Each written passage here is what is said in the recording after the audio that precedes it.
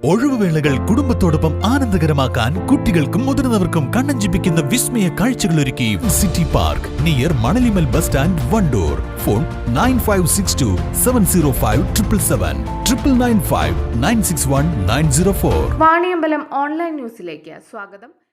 കേന്ദ്ര കേരള സർക്കാരുകളുടെ ജനദ്രോഹ നയങ്ങൾക്കെതിരെ UDF പോരൂർ പഞ്ചായത്ത് കമ്മിറ്റിയുടെ നേതൃത്വത്തിൽ ചെറുകോട് ടൗണിൽ നടത്തുന്ന UDF രാപ്പകൽ സമരം AP അനിൽകുമാർ MLA ഉദ്ഘാടനം നിർവഹിച്ചു.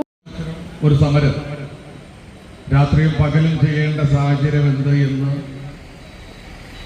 ഞാൻ പ്രത്യേകിച്ച് ഈ നാട്ടിലെ ജനങ്ങളെ ഓർമ്മപ്പെടുത്തേണ്ട കാര്യമില്ല.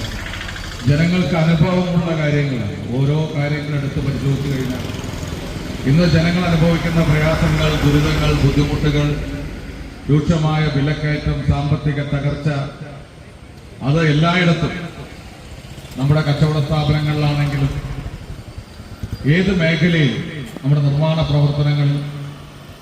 പ്രവർത്തനങ്ങളുമായി ബന്ധപ്പെട്ട് ജോലി ചെയ്യുന്നവർക്ക് ലഭിക്കേണ്ട ആനുകൂല്യങ്ങളിൽ, കടകളിൽ ചെന്ന് അവശ്യ സാധനങ്ങൾ വാങ്ങുമ്പോഴുണ്ടാകുന്ന അതിരൂക്ഷമായ വിലക്കയറ്റം, ഇതൊന്നും നിയന്ത്രിക്കാൻ ഒരു ഗവൺമെന്റിന് ഒന്നും കഴിയാതെ കയ്യും കെട്ടി നോക്കി നിൽക്കുന്ന ഒരു സാഹചര്യം, അർഹമായ ആവശ്യങ്ങൾക്ക് വേണ്ടി നടത്തുന്ന സമരങ്ങളോട് പോലും നിഷേധാത്മക സമീപനം സ്വീകരിക്കുന്ന ഒരു രാഷ്ട്രീയ പാർട്ടിയായി ഇന്ന് കേരളത്തിലെ CPM-ഉം ഗവൺമെന്റും മാറിക്കഴിഞ്ഞിരിക്കുകയാണ്.